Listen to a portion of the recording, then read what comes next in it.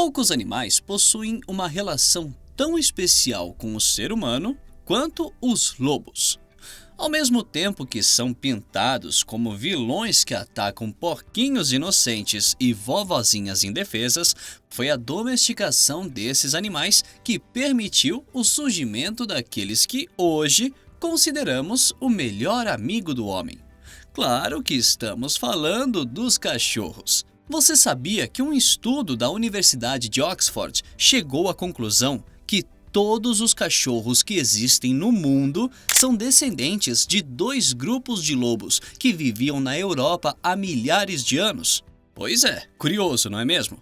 Mas enquanto uma parte dos lobos foi domesticada e deu origem aos doguinhos, uma outra parte continuou selvagem, vivendo em bandos representando uma verdadeira ameaça para os seres humanos e para os outros animais. Durante milhares de anos, sem terem os conhecimentos que temos hoje sobre a importância de cada animal para o nosso ecossistema, nossos antepassados lutaram para eliminar os lobos. E olha que eles quase conseguiram.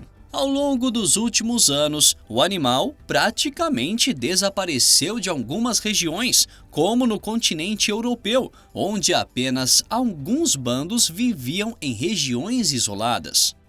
Entretanto, de umas décadas para cá, a população de lobos está crescendo e se aproximando das cidades novamente, deixando a Europa em estado de alerta por medo de uma possível invasão de lobos. Será que existe motivo para preocupação? E por que, depois de tanto tempo, os lobos estão aparecendo novamente?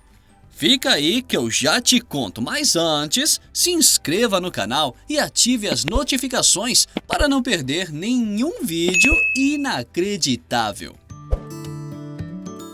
Para contar toda a história entre os homens e os lobos, temos que voltar no tempo e discutir muitas teorias, já que ninguém sabe ao certo o que aconteceu há milhares de anos.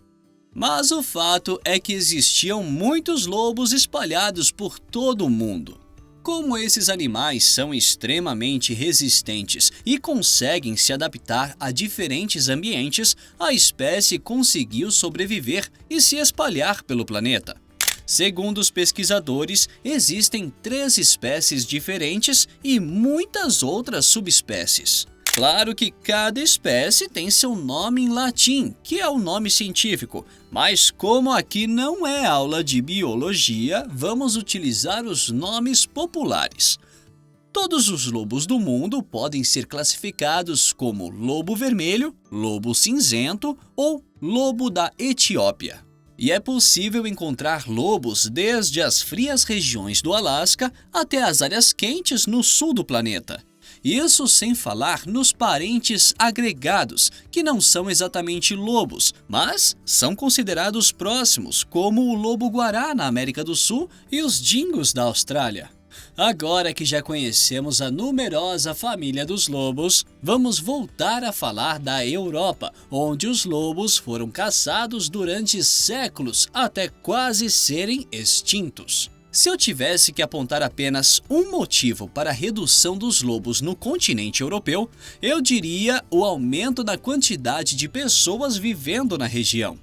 Na medida em que mais pessoas nasciam, as cidades cresciam e também eram necessárias mais áreas para cultivo de alimentos e para criações. Inevitavelmente, homens e lobos começaram a competir pelos mesmos espaços e até pelos mesmos recursos. No enfrentamento direto e sem a utilização de qualquer objeto, os lobos até podiam levar vantagem, mas quando colocamos cidades inteiras e ainda com armas, eles não têm a menor chance. Mas não pense que foi só isso. Além de lutar com os lobos pelo espaço, existiam incentivos para a caça desses animais. Na Espanha, por exemplo, em 1542, o rei Carlos I incluiu o lobo em uma lista de pragas que podiam ser caçadas por qualquer método e em qualquer época do ano. Se isso já não bastasse, o monarca ainda dava recompensas financeiras para os caçadores que abatessem os lobos. Nos outros países da Europa, a situação não era muito diferente e os lobos eram tidos como uma ameaça cruel que precisava ser combatida. Sabendo disso, não é surpresa nenhuma o fato de que durante o século XX, os lobos praticamente desapareceram do continente. Ao longo de alguns séculos, a população desses animais se reduziu e ficou bem limitada. Onde eles conseguiram resistir foi na região noroeste da Espanha, no sul da Itália e em alguns países do leste europeu. Mas algumas coisas mudaram nos últimos tempos e agora os avistamentos de lobos estão se tornando cada vez mais frequentes. Por que isso está acontecendo? Assim como os governos tiveram um papel importante na quase extinção dos lobos, em grande medida eles são os responsáveis pelo retorno, mas não são os únicos. Desde a segunda metade do século passado, a percepção sobre os lobos mudou e, pouco a pouco, vários países foram criando leis para proteger esses animais. Novamente, vamos usar a Espanha de exemplo, que retirou o lobo da lista de pragas em 1970. Com essa mudança, os lobos já não podiam ser caçados em qualquer época do ano e nem utilizando qualquer método. Além de ganharem proteção, os lobos contaram também com as mudanças sociais que aconteceram no continente. Durante o último século, muitas pessoas deixaram os campos e se mudaram para as cidades.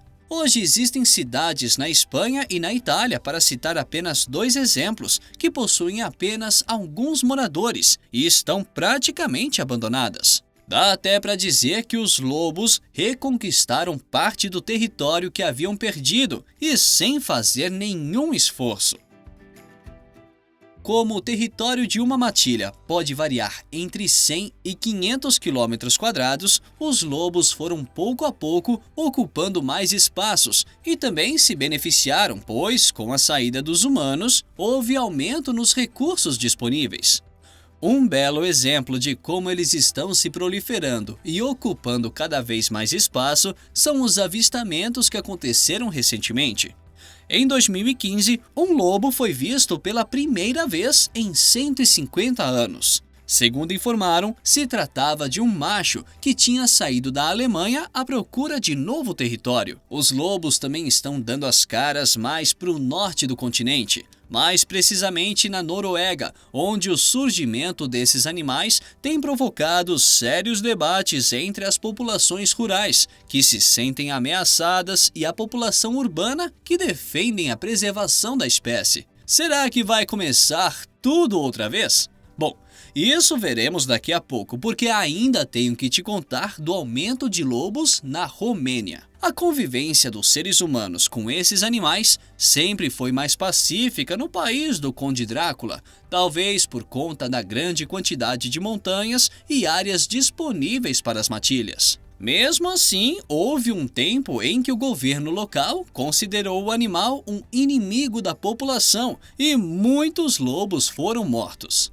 Hoje, sendo considerada uma espécie protegida e com a caça proibida desde 2016, existem entre 2.500 e 3.000 lobos vivendo nas montanhas romenas. Ao todo, na Europa inteira, existe a estimativa de que já existam mais de 18.000 lobos, um número que está aumentando rapidamente e deixando muita gente de orelha em pé. Além de estar dando o que falar, o retorno dos lobos também está dividindo opiniões no continente europeu. De um lado, alguns criadores querem ter o direito de caçar os animais que estão atacando suas criações. Na Bélgica, por exemplo, um dos líderes da Associação dos Criadores de Gado tem defendido que é preciso estabelecer limites de territórios para os lobos e que, se forem encontrados fora dessa área, podem ser abatidos. Por outro lado, os defensores dos lobos alegam que os prejuízos financeiros provocados pelos animais são pequenos e que o melhor é proteger os rebanhos com a construção de cercas. Como em toda boa discussão, todo mundo quer ter razão. E às vezes o assunto precisa ser decidido na justiça ou pelo governo. E é justamente o que está acontecendo. Recentemente, o debate chegou até o Parlamento Europeu, que está analisando a possibilidade de mudar o Estatuto de Conservação dos Lobos para permitir a volta da caça em determinadas condições. Sabe o que é mais curioso nessa história? É que a presidente da União Europeia, a toda-poderosa Ursula von der Leyen, que tem defendido medidas mais duras contra os lobos, pode estar fazendo isso por motivos pessoais e sentimentais. Tudo isso porque em 2022, um lobo cinzento invadiu uma fazenda na Alemanha e matou um pônei, que era justamente o animal de estimação da presidente da União Europeia. Acho que pelo andar da carruagem, daqui uns anos vamos ter uma nova versão da Chapeuzinho Vermelho, ou melhor, mais de uma, porque dessa vez os lobos possuem defensores que com certeza vão criar uma versão onde o animal não seja o vilão da história. E argumentos para isso não faltam. Os lobos são considerados um predador de topo e desempenham um papel fundamental nos ecossistemas onde vivem. Além de servirem como controle ao evitarem que espécies menores se proliferem sem limites, a presença dos lobos afeta o comportamento das presas através da chamada ecologia do medo. Isso quer dizer que só a presença do lobo faz vários outros animais mudarem seus comportamentos, o que por sua vez leva a mudanças nas paisagens, permitindo o florescimento de muitas outras plantas e sobrevivência de outras espécies. Eu sei que pode parecer confuso que a presença de um predador favoreça a existência de outros animais, principalmente presas, mas isso não sou eu que estou falando, existe um estudo que comprova essa teoria. Em 1995, no Parque de Yellowstone, nos Estados Unidos, os estudiosos perceberam que as florestas do parque já não estavam se desenvolvendo como antes e que muitas espécies haviam desaparecido. Depois de analisarem a situação, eles chegaram à conclusão de que a grande quantidade de alces que existia no local pisoteava o solo, impedindo o crescimento de vegetação, além de se alimentarem das plantas. Então, eles decidiram soltar alguns lobos no parque para controlar a população de alces. Depois que perceberam a presença dos predadores, os alces passaram a evitar as regiões onde os lobos costumavam ficar. Isso permitiu o crescimento da vegetação e a regeneração de certas áreas, e aí começou um verdadeiro efeito dominó. Em apenas 6 anos, algumas árvores triplicaram de tamanho e começaram a atrair pássaros e castores. Os castores, como você já deve saber, são exímios construtores de represas e, para encurtar a história, até os rios do parque foram alterados pela presença do lobo. Mas será que depois de séculos de uma convivência turbulenta, humanos e lobos podem conviver pacificamente? A maior ameaça da presença de lobos é para os rebanhos, principalmente de ovelhas e outros animais de pequeno porte. Segundo um estudo em 2018, os lobos matam anualmente cerca de 31 mil animais em toda a Europa. Para compensar as perdas dos criadores, os países gastam cerca de 8 milhões de euros todos os anos. Mas existem muitas formas de proteger o gado dos ataques, desde aumento na vigilância dos rebanhos, confinamento noturno, até a utilização de outros animais para cuidar do rebanho. Muitos criadores de regiões que registram um aumento no número de lobos estão aumentando o número de cães pastores que cuidam do rebanho. Alguns desses criadores estão descobrindo que o burro é um excelente para proteger os rebanhos dos lobos, pois esses animais, além de não terem medo dos predadores, ainda são capazes de lutar e afugentar as ameaças. Não acredita? Então dá uma olhada nesse vídeo aqui que eu te explico tudinho. Se você gostou desse vídeo, se inscreva e ative o sininho para não perder nenhum conteúdo. porque tudo que a gente traz por aqui é inacreditável. Para você que assistiu até aqui, nosso muito obrigado e até o próximo vídeo.